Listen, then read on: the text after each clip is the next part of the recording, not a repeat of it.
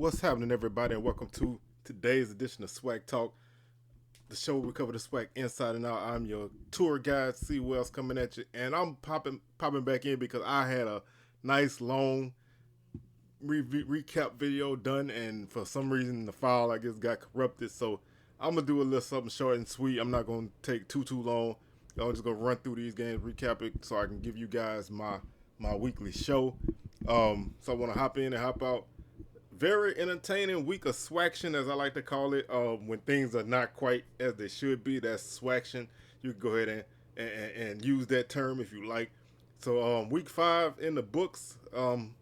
Couple of good games, a surprising upset, a game where one team who I thought would show up did not show up at all, and a game where, a game where a team that I never heard of got beat really bad. So we'll talk about all of that. As usual, Facebook.com/SWACtalk, Instagram.com/SWACtalk, SWACtalk76 @gmail.com is the email address. Also, you can subscribe to the channel if you haven't done so already. Hit that notification bell to be alerted to the videos when I upload them. Like and share the videos and hit the comment, man. Let me know what you thought about week 5 and what you think about the season so far and what you think about what's coming up in the future. So don't forget to do all of that. Wednesday, week 6 preview, and then Thursday, the usual live Swag Smoke episode with my boy DJ. We're gonna cover week 5 and week 6.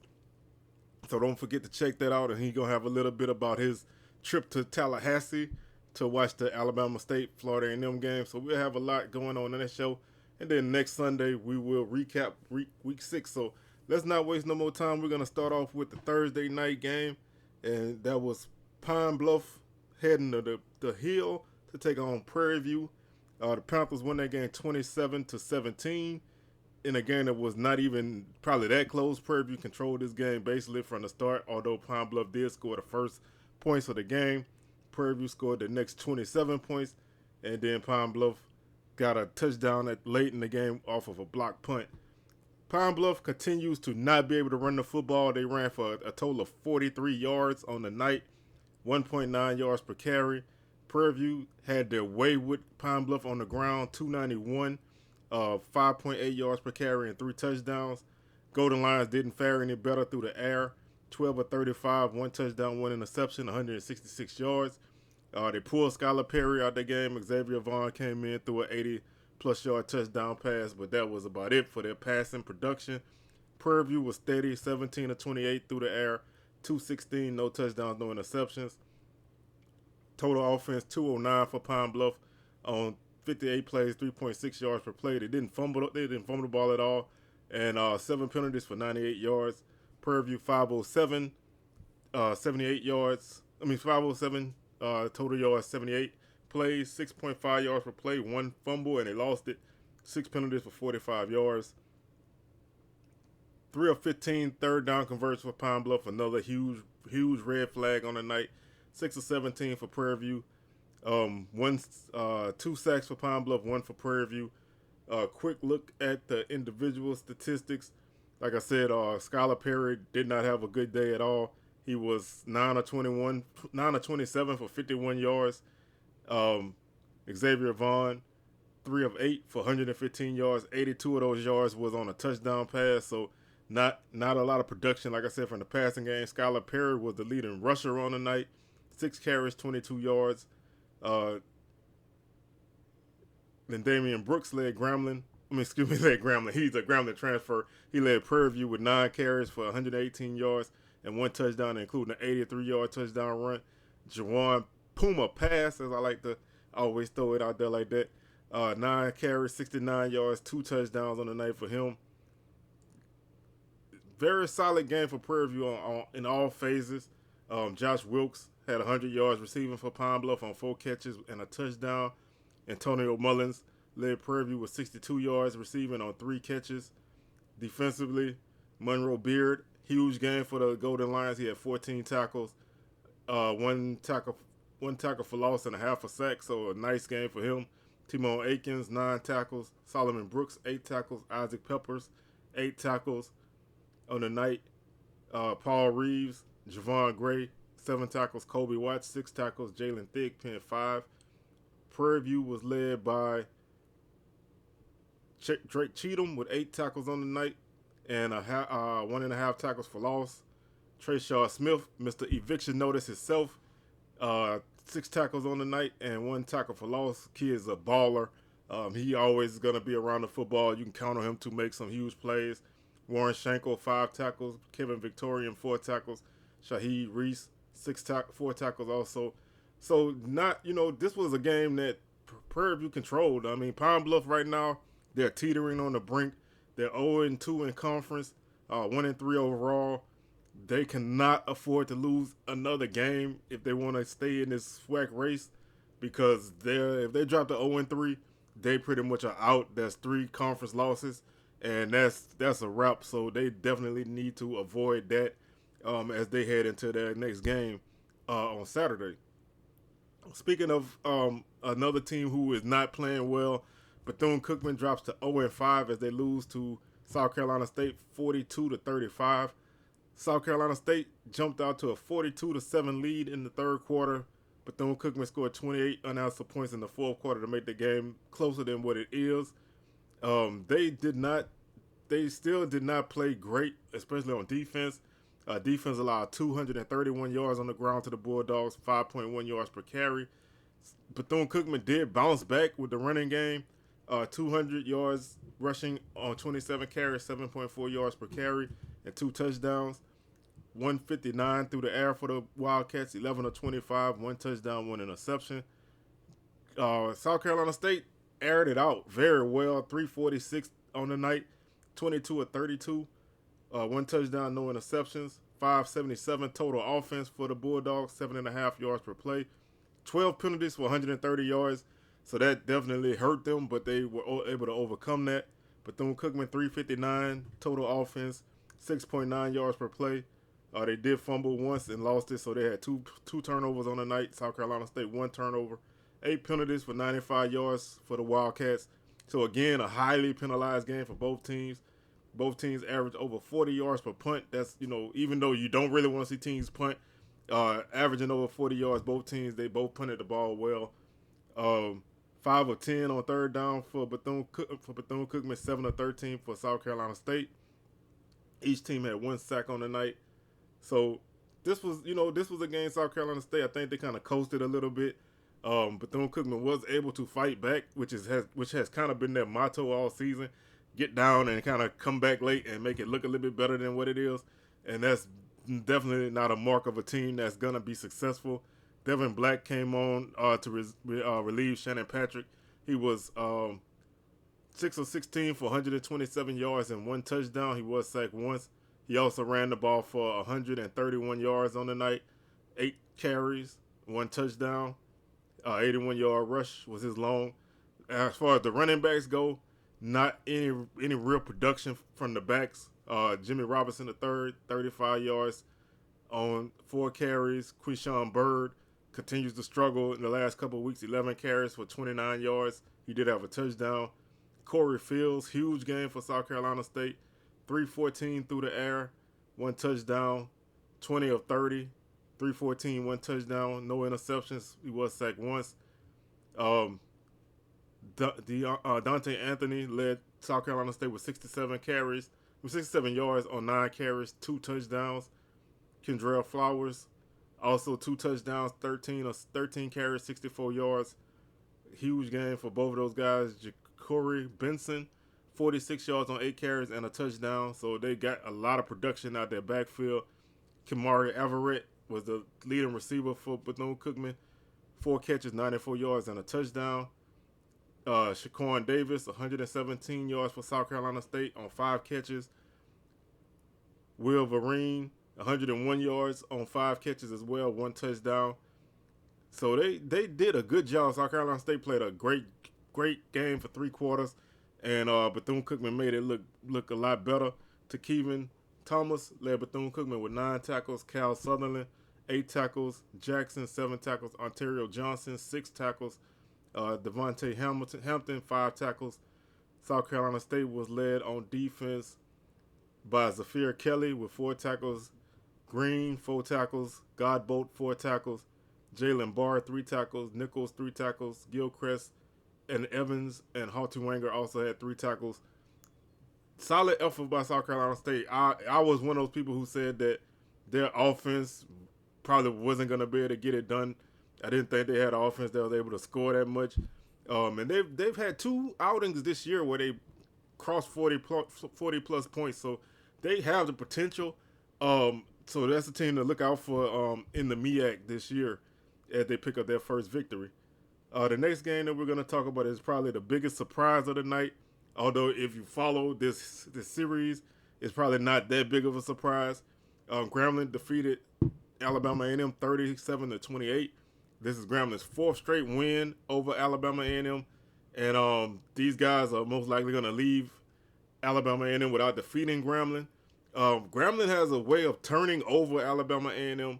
The last couple times they've met, they've forced a lot of turnovers. One game they had 2 pick sixes, and this game they forced 5 turnovers, 4 interceptions, and a fumble. They made Akil Glass uncomfortable. Although the Bulldogs appeared to be in control of this game, they were up 14-0. D. Anderson two receiving touchdowns at that point, and he was dominating with his size. But then something, Grambling found something to get him uncomfortable. They forced two interceptions in the first half, I think it was, and 1 fumble. And then Grambling was actually able to score off of that fumble. Second half, another couple interceptions. And just Grambling was able to capitalize on a short field, which is very beneficial for a team starting a freshman quarterback in his first start.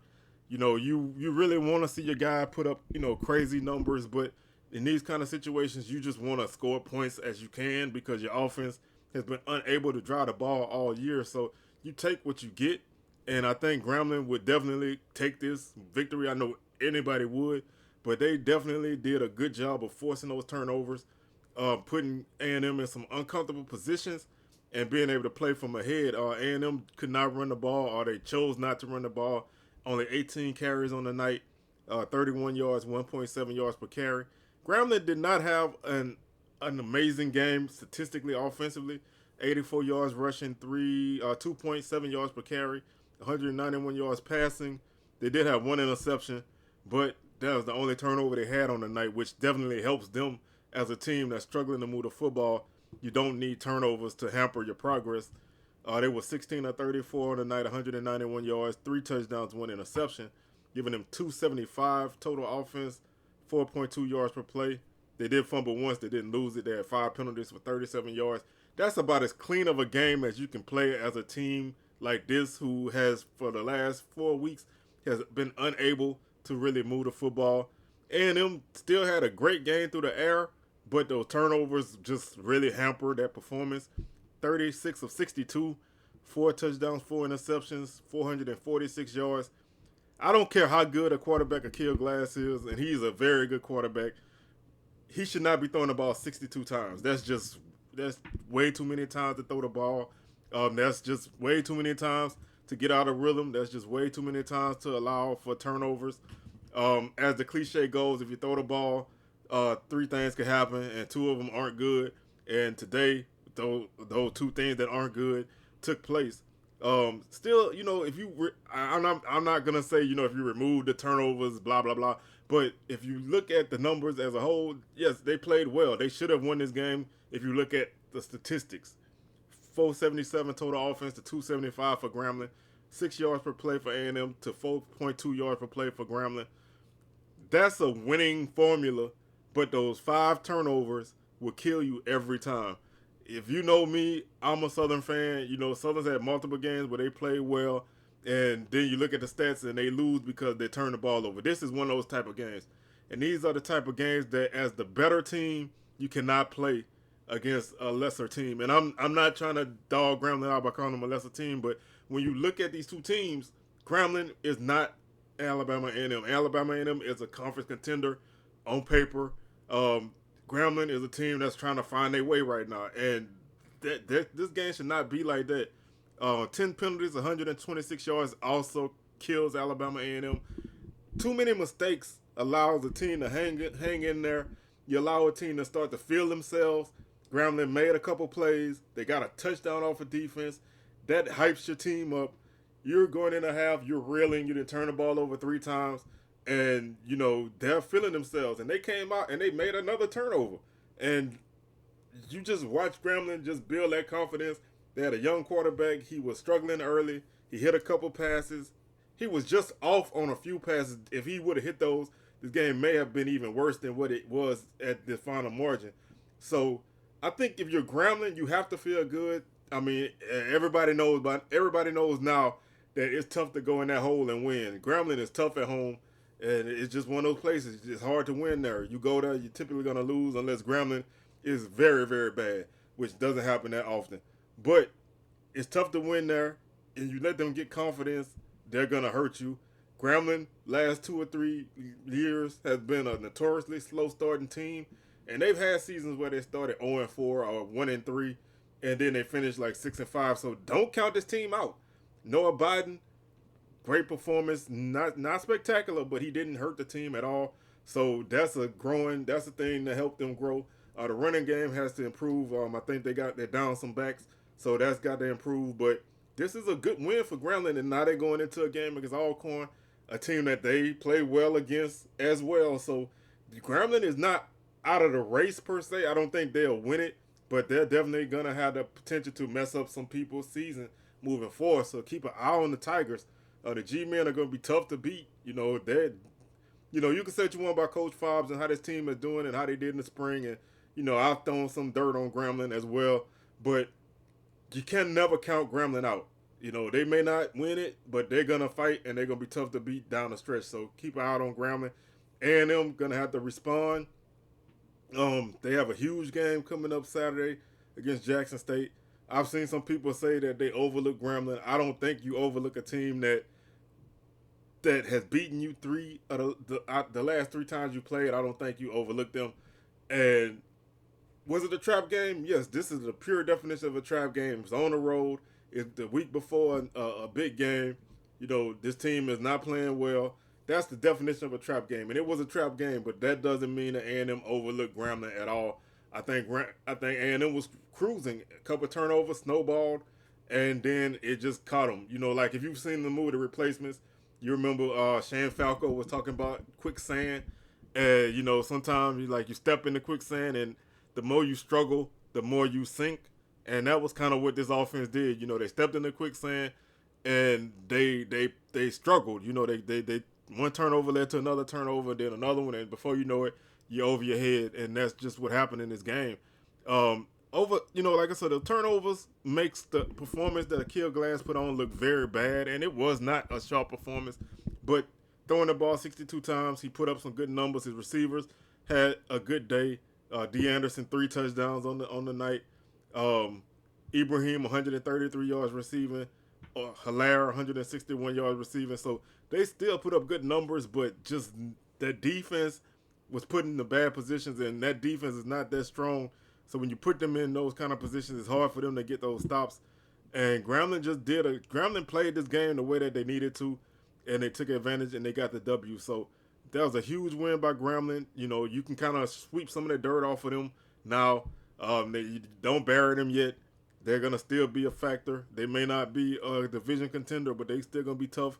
And they're going to be tough for everybody else to beat from here on out, I believe. Moving on to the next game, which was probably the most entertaining game for me. Wasn't the most offensive game, but it was an entertaining game that came down to the wire, and that was Valley and North Carolina Central. North Carolina Central jumped up on Valley 10-0. Valley was able to tie it up at 10 at halftime. Because North Carolina Central, instead of running the clock out at half, they threw the ball and Valley intercepted it, ran it back for a touchdown. The score was tied at 10 to the last 25 seconds of the game. And then North Carolina Central scored a touchdown, missed the extra point to go up 16-10. Valley gets the ball, and they drive. They get the ball, and they score a touchdown with no time on the clock to get to defeat North Carolina Central as they made that extra point. Valley was able to get the ball at the 46 of North Carolina Central, so they really had a good starting field position. They They returned the ball to their 39.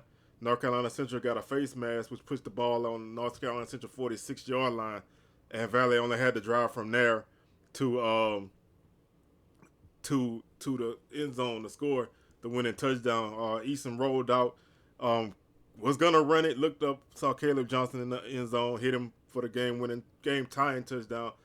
I thought they may mix the extra point because that's just that type of game, but Valley made the extra point and got the W. So now they have their first W on the season. They have an out-of-conference win, and they're heading into their next week with some confidence. The defense played a great game, allowing 291 on the night, total offense, 4.9 yards per play. North Carolina Central, 7 penalties, 100 yards. Valley held them to 93 yards on the ground, 2.7 yards per rush. And this is a team that runs first, so Valley was able to stop them on that.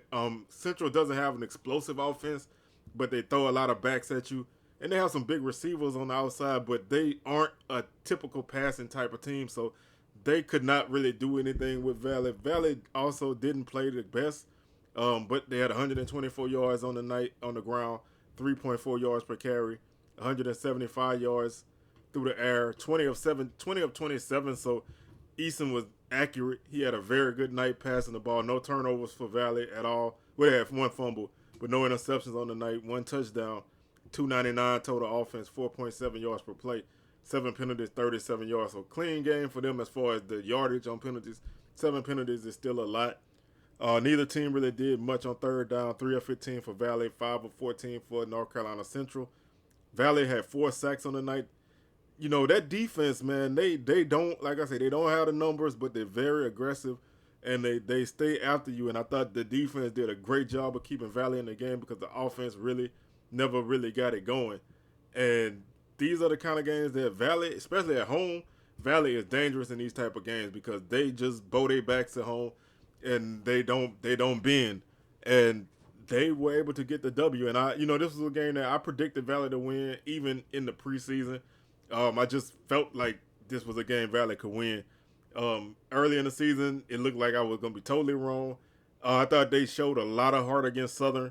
They didn't win, but they kept themselves in the game. They played fast and hard all night. Coach Dancy said they need to play a little bit slower, and I think they kept this game under control. So statistically, nobody really stood out individually. Caleb Johnson, 71 yards on the ground, and a good receiving touchdown to win the game. He had to go down and get that ball, and he went down and got it. Ja'Cory Rankin, 80 yards receiving on 7 catches for North Carolina Central. Ryan McDaniel, 71 yards and a touchdown on 4 catches. On the ground, nobody really stood out for Central. Isaiah Titan, 34 yards on the night. Davius Richard, the quarterback, he had 30 yards and a touchdown on 10 carries. Defensively, Brandon Cordington led Central with 8 tackles. Williams and Rainbow Douglas with 7 tackles. Stokes with 6. Hudson with 6. Vuka Brodovich with 5. And Wallace with 5. Also Manny Smith and Jaden Teller. And Chuck Manning also had 5. Valley was led by Dion Reed with 8 tackles. Very solid game for him. 1 tackle for loss and 1 sack. Fred McGee, 7 tackles on the night. Jalen Bell, 7 tackles. Keontae Daniels, 6 tackles. Von Meese-Wanier and Markel Gladney with 5 tackles apiece. Jared Garner had a huge play that led to that interception for a touchdown. He got some good pressure on the quarterback, forcing him to throw the ball where he didn't want to. And this was a big win for Valley. And now they head into their game against Bethune-Cookman on Saturday with a little confidence. Bethune-Cookman is reeling. So this is a very interesting game. I'm not going to say it's game of the week type of game, but it's definitely a game to keep your eyes on, even though these are 2 teams who probably fighting it out for the last spot, but they're almost heading in different directions. So we'll see if Valley is really ready for the move up the ladder, or if Bethune-Cookman is truly moving down the ladder. But this is going to be a big game for both teams, Bethune-Cookman especially. If they want to prove that they belong, they need to win this game, and we'll talk about it in week 6. Texas Southern defeated North American University in a game that was their homecoming. This game statistically does not count because they're a sub D1 or sub NCAA team. I don't even think they're an NAIA team right now, so the stats don't really count. But this was a good outing for Texas Southern. They came out and Andrew Body had a good game, threw a couple touchdowns. Jalen Brown also played well. They blocked the punt for a touchdown, and they manhandled this team, which is what you should do against a team that's this bad. Not a lot to really say about this game. You know, we'll find out more about Texas Southern next week when they drop back into SWAC play. But this is a nice confidence builder for them. When you're not winning and you've been on a losing streak, it's good to see yourself get some kind of positive plays regardless of who you're doing it against. It's not beat your chest type good, but it's good to see, like they say in basketball, it's good to see the ball go in the hole sometimes. So it's good to see your offense cross that goal line. It's good to see your defense get those stops. You know, special teams make those plays, and you get to celebrate a little bit and have some fun. And that's what I thought they did. But this is going to be, you know, this could be the start of a move forward. But I don't take a lot away from this game simply because the opponent wasn't that good.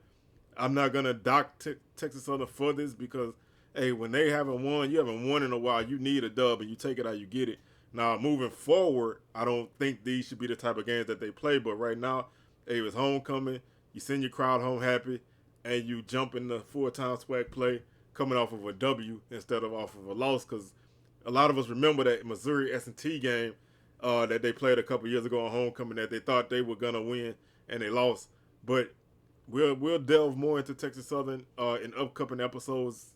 This game, not a lot to spend time on. Texas Southern 69, North American University 0. North American, I reached out to y'all, man. I wanted to get a little info and show y'all a little love, but y'all never really showed anything back, so y'all got what y'all got. And we're going to close the book on that.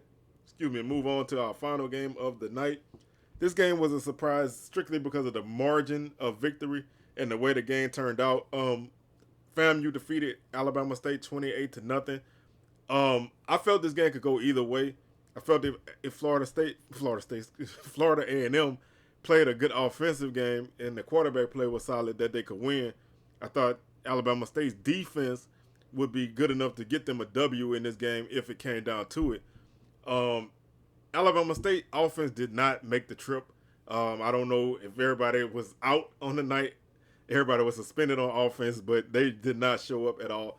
Ryan Nettles, horrible game. You know, I don't like to dog kids out because these guys are college kids and they trying their best. So I'm not going to dog him out, but he did not play well. He had a very bad game. He got benched. He was 3 of 13 for 17 yards and 3 sacks. FAMU just did not allow him to do anything. Joe Owens finished the night with 82 yards passing on 7 of 12. He was sacked once. He threw an interception. The running game could not get it going. Ja'Cory Merritt and Ezra Gray combined for 24 yards. Your top 2 ball carriers, they run for that few amount of yardage. That's just not going to happen. That's not going to help you at all. Ezra Gray has yet to have a big game this year. He was injured against Auburn, so he didn't play that game. But the other games, he just has not really stepped up yet. And they need him. You know, they need that guy to make those kind of plays, to extend drives, to get him some confidence, to get him some points. And right now, that's not happening. Wallace Corker was the leading receiver. He had 64 yards on 6 catches. None of their other leading receivers caught a ball. So FAMU defensively just dominated this game.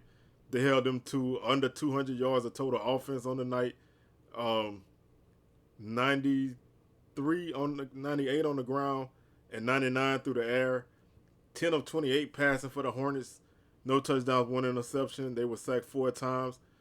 Zay Lands, three sacks for FAMU.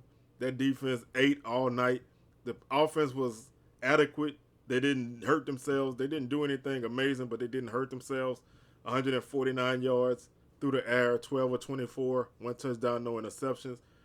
McKay still hasn't put together that great game, but he didn't hurt the team. He had a big touchdown pass in this game.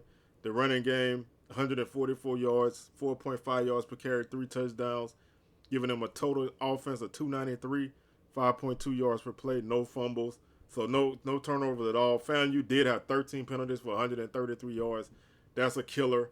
There were a couple plays that were horrible in this game. FAMU scored, got a safety off of a muff punt that they ruled was a touchback, giving Alabama State the ball at the 20.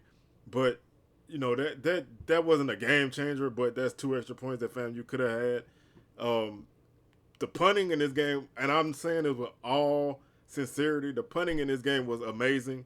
FAMU punted the ball for an average of 54 yards on 6 punts. That's NFL caliber punting. I mean, I'm not even trying to be funny. I know sometimes people make jokes about special teams, but that was not. I'm being 100% honest with you. Jose Romo Martinez filled in for Fadul, who is an all-conference punter, all-American type of punter. He filled in for him and punted the ball 6 times for 54-yard average, along a 64 on the night, 2 punts inside the 20, 2 touchbacks, and 4 punts that were 50-plus yards. I hardly ever shout out punters and field goal kickers on this channel, but I had to shout that out because that's a serious punting effort. That's a serious game changer. That's multiple times that you flip the field for your defense, and when the offense is not playing well, you make them have to drive the length of the field. They can't do it, and that's what happened in this game. FAMU just played a very good defensive game. They did enough offensively to get the W. This defense won this game for them. Just straight up, defense won this game for them, and they head into a non-conference affair with, as I call them, an affiliate SWAC member at South Carolina State. This is their 3rd game against a SWAC opponent. They might as well just join the league at this point. Alabama State plays Arkansas Pine Bluff next week in a game that's make or break for both of these teams in their respective divisions. We're going to take a quick look at the Week 6 schedule, and we'll delve deeper into that on Wednesday. Grambling and Alcorn face off. I think it's homecoming at Alcorn as a 2 o'clock kickoff ESPN Plus broadcast. Pine Bluff is at Alabama State, also a 2 o'clock kickoff. Bounce 12.2 in Montgomery is the TV network. Jackson State, Alabama A&M hook up in the game that before Saturday was the game of the decade, the game of the year, the game of whatever everybody want to call it. A little bit of luster is off of that game, but this is still a big game because if Alabama A&M does not win this game, they fall 2 games behind Jackson State in the standings, and it's going to be hard to catch them because I don't think Jackson State going to lose 3 conference games. So A&M needs this W in the worst way, and they need to rebound from Saturday to that game. Is a 2 o'clock kickoff ESPN Plus. That's also Alabama A&M's homecoming. Bethune-Cookman faces Valley at 3 o'clock on the Cat Eye Network. That's Bethune-Cookman's homecoming. So that's I think 3 homecomings this week. Southern and Texas Southern hook up in the Arlington Football Classic in Arlington, Texas. There's a 4 o'clock kickoff. South Carolina State is at Florida A&M, 5 o'clock kickoff. So 4 SWAC games this week. Some huge divisional matchups. Some games that have huge implications all throughout the conference. And we're looking at a very good Week 6. This was an interesting Week 5. A lot of surprise in play. And some big wins for some unexpected teams. So that's going to do it for today's show. Like I said, we'll be back on Wednesday with our Week 6 preview. Thursday, SWAC Smoke, 6 o'clock live show as usual. And then Sunday, Week 6 recap. So that's going to do it for me. I'm signing out. I'm your tour guide, C. Wells. Y'all can exit the right of the bus. And I'll holler at y'all on Wednesday. We out.